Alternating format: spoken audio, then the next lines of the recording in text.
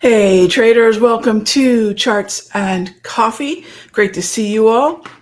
We're going to take a look at what we've got going on here in front of Jerome Powell today at 1:45. So if you haven't already checked the economic calendar, please do so, because what you'll find is that there's a panel discussion that Jerome Powell will be taking questions during. And I don't in any way doubt that he will be asked about the upcoming meeting and actually meetings going into next year, whether that be January or March. So no doubt we're going to be dealing with a lot of information from the source about what the plan is regarding rates. But there's a lot we can do in the interim. One, we can look at the structure that we're dealing with already. Again, the S&P is at another all-time high. So let's just trade what we see, not what we think. And also, a couple of things kind of come to mind as we wrap up the year. When we put on a trade, and I can't speak for everybody, but when you and I are putting on a trade, what's the typical time horizon of that trade? Hours, minutes, right? Days, maybe weeks? Is it months? Is it years? Is that normally the time frame that most traders are looking at? That they're going to buy something today, anticipate holding it into 2026, or buy something today and anticipate holding it into Q3 of next year. And yet, a lot of times, that's the justification that traders use for a trade that might be open for days or weeks. I know my life cycle. My life cycle for the trade is days to weeks. Most commonly 2 to 10 days to expiration. So I'm usually going to be out by expiration. So a lot of times our analysis and our thinking about the longevity of a trend or what could happen is so far off base from what we're actually dealing with, right? I'm thinking about this month, maybe the beginning of January. I could care less about Q3 or Q4 of next year because we're not there yet. And there's plenty of uncertainty between now and then. So be careful when people start talking about these long-term projections. And maybe you're thinking, does that apply to me? I'm a short-term or active trader, right? So right now we stick to the long side.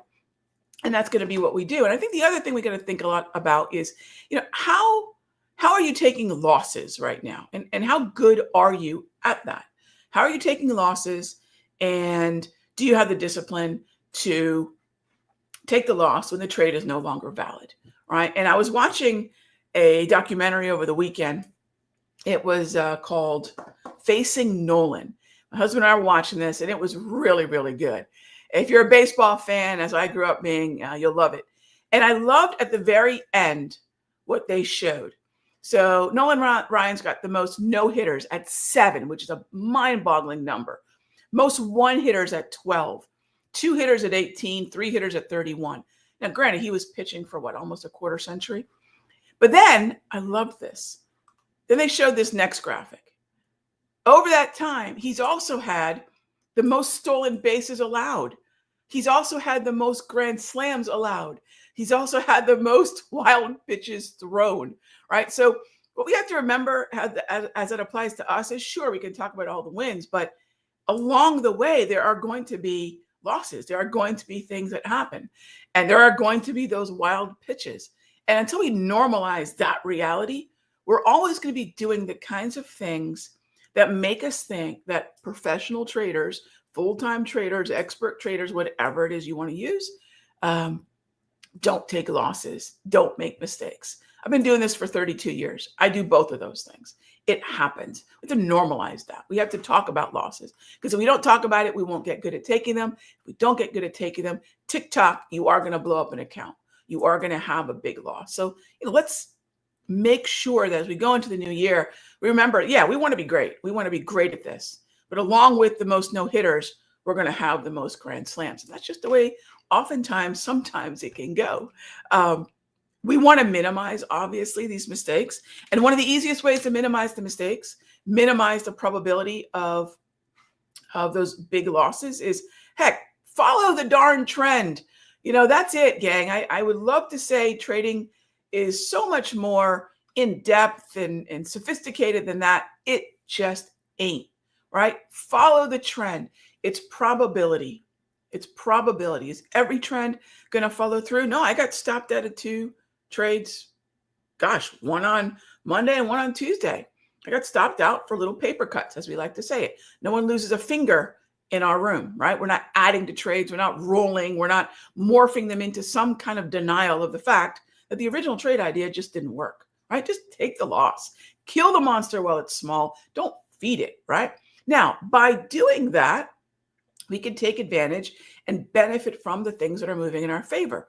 We're going to be scaling out very likely of Amazon this morning. And Amazon at this point is going to be probably, not that I anywhere am looking at multiples, but it's just an easy way to describe where we are with Amazon right now. This is going to be generally probably a 3x trade. Here, I'll show you. Bought the December 6, 195 calls for just under $6, scaled out for just over 10. We're going to be able to scale out for a whole lot more than that this morning. That's what I'm talking about. So if I persisted in insisting that my losers also be winners, what I'm going to do is ultimately take a bigger loss and then a great win like Amazon. These are all trades that we have in the mastery, by the way. Then a trade like Amazon is going to not be able to be the contributor to account growth that it otherwise would be, right? And that's really all about taking losses, getting that garbage off the book, focusing on the stuff that's working well, focusing on the next trend that we can buy a dip into. All right.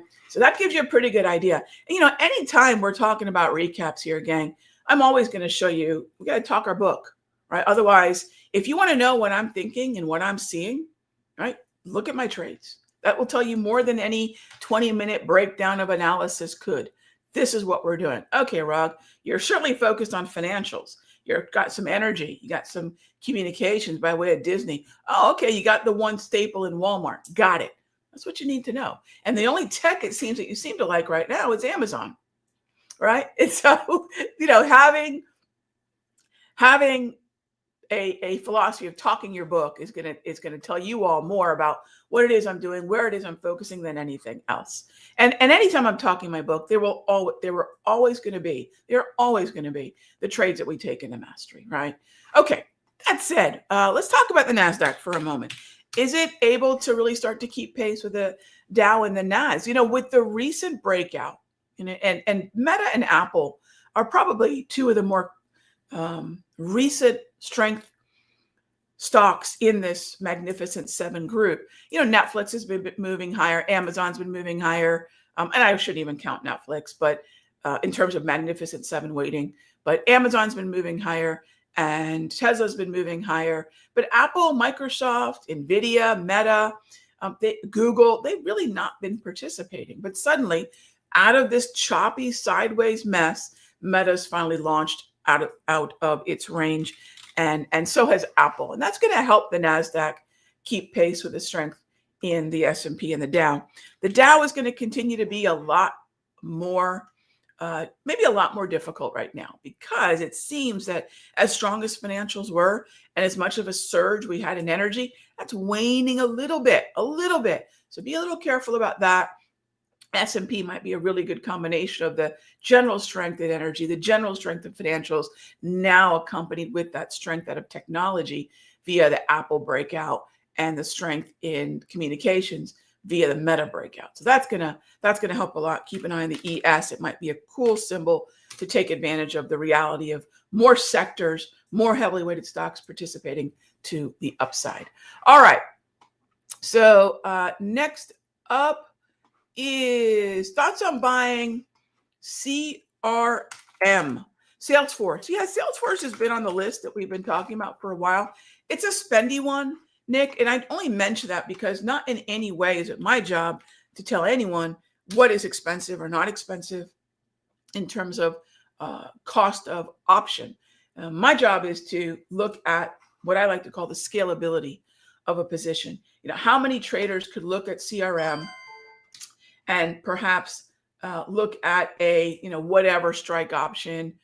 We would need to pull back to about where we are right now, 323 to 320. And then I would look at, let's see, 320s as of yesterday, we're trading at, whoa. Okay, 322s are very illiquid. So look at the liquidity, but the 320s we're trading at $2,100. That's an expensive option for a $300 stock. can hardly believe that's what it is, but there it is. It's a $2,100 option. And it would be basically at the money if we sink down to that level. So I'd be looking around 320 for a long position. Just keep an eye on the cost. And CRM is actually a great outperforming uptrend. It's one of those names that has continued to hold the uptrend. When it pulls back, it does seem to then bounce and follow through in the overall direction to the upside. So not much not to like there, right? We really like that one a lot. All right. So taking a look at the next up. So taking a look at the next question. JP Morgan is now the time to go long JP Morgan. So JPM, if I look at JP Morgan and I think about the trend, it's good. I don't know what's been going on with financials the last couple of days. While November was terrific for financials, so far, December, I say so far, we're 4 days in, but so far in December, it's been a little meh. But yes, I do like JP Morgan. In fact, Munir, the two symbols that I would look at most carefully may not actually be XLF any longer if I'm willing to build more exposure in financials, which I may not be because I've actually got a lot of exposure already. Heavy concentration, high concentration weighted exposure, heavy positions in a single account, really relying on the same narrative, which is strength in the XLF and the stocks within it. It's really risk because either I'm going to be all right or I'm going to be all wrong. And so I always think about all wrong and what that would cost if I get stopped out of 2, 3, 4 positions that are likely mostly moving together. Because right now I have XLF, and Wells. Bank of America, JP Morgan would be two of the best looking stocks if you want to go the individual stock route. Yeah, agreed. Munir, in fact, that was pretty much what I told the master yesterday. JPM, Bank, BAC would likely be my next, if we are, my next go around in financials. All right. Next up, are semiconductors looking good? Not particularly, but if you're talking about NVIDIA, no, I mean, look, good is relative, right? Good is relative to the time frame you're looking at. Good is relative to the structure that you like. Neither one of these are outperformers or particularly good based on the criteria that I would want for positions that are going to continue to follow through. Neither have trends. They're quite laggy. For the quarter, semiconductors are only up just over 1%. For the last month, semiconductors again. So these it's actually a very laggy sector, and I haven't been focusing on it much at all. It's had a good day, and this is where I want to differentiate, gang. It's a great question as far as, Rog, what would qualify as good? I want green candles. I want more than just a few up days. I think the challenge is going to be differentiating two styles. Not a right or wrong thing. It's differentiating two styles. Are you a trend follower or are you a breakout trader? If you're a breakout trader, I imagine things like Meta, Apple, or even SMH or NVIDIA look quote unquote good. To me, they do not, right? I'm a trend trader. So it's kind of a preferential thing, right? Like I like to say, some folks like pineapple and ham on their pizza. Give me a burnt pepperoni pizza. Both are great. It's a preference. And for me, no, those would not at all qualify for my preference of what type of names end up on my watch list. Google, nope, that's just a big cup of nope for now. Really more of that breakout conversation, right? Less about a trend that's been persisting and more about a breakout, which is fine. For me, I don't want to have to buy a call into strength, presuming the strength that I'm buying into will continue. But I'm taking a different kind of bet, right? So like I said, it's not a right or wrong. It's not a good or bad. It's my preference. So I'm taking a different kind of bet. Can I buy something that has generally been moving higher?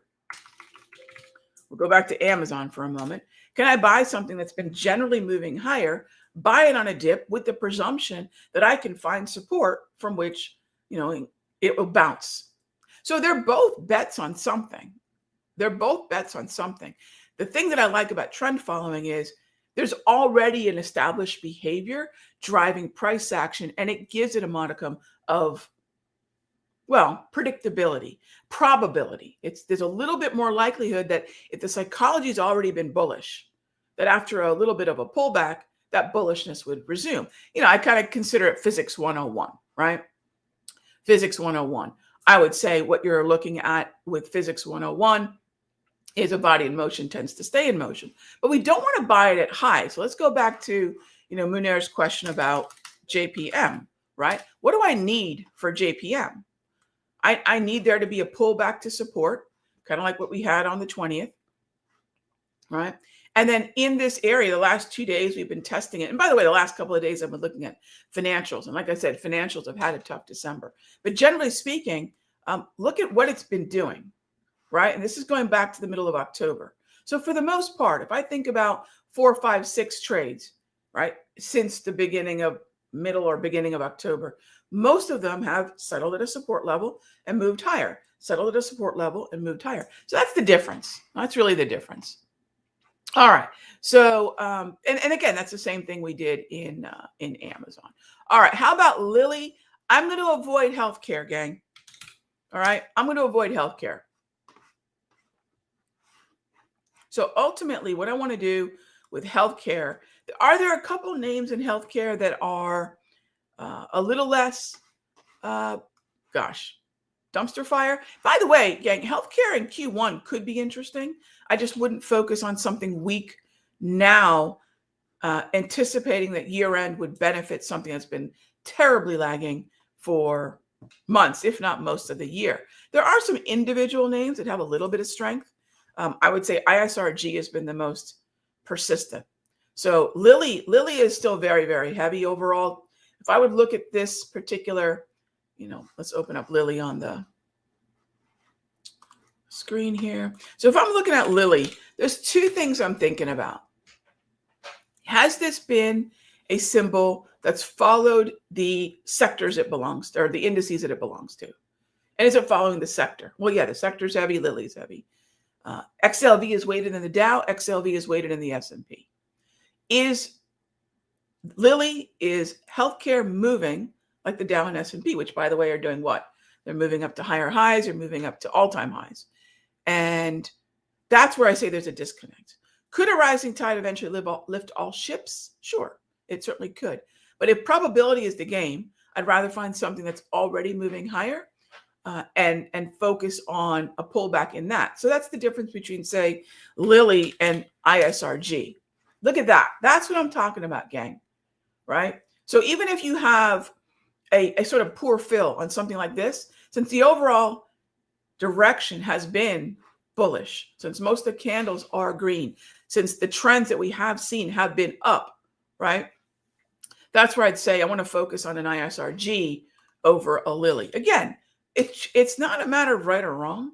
My job is to talk my book and my style, right? So my job is to say, no, I probably wouldn't engage in Lilly. Not probably, I definitely wouldn't. But that's because that's the style that I trade. I want a trend. I want to find the continuation. All right. And I'll give you a great example, gang. In November, and not that by any means this is the goal, we had great trends, likely in many ways fueled by the election, and they followed through magnificently. I think based on trend following, we took 2 losses in November, not because it was anything magical, not because I was not willing to take a stop, but just things kept going. And then you enter December, and the first 2 days of December, while we've got some huge winners, like Amazon and Walmart, I'm actually seeing, financials right now having a tough couple of days. I end up closing out 2 small losses the last 2 days. And that's what I mean about normalizing losses and also normalizing the fact that there are different styles, right? My job is to talk my style so that everyone can see whether or not they have some kind of affinity for it, whether it resonates with them or not, right? Okay. And that's always the job. That's every trader who's willing to go on the internet and talk about what they're doing, good, bad, and otherwise. All right. So the question on Microsoft about longer term, not yet. If I'm going to buy Microsoft, and I'm trying to squeeze my chart in so I could show it to you, and there we go. Only if we get down to about 385. That would be my longer term. I wouldn't buy it here. I would rather buy it, well, really anywhere from, the closer to 400, the better. I'd say 400 to 385 would be pretty ideal. All right, gang, as always, thank you so much for being here for Charts and Coffee. I will see you all tomorrow, same time, same station. Be good to each other.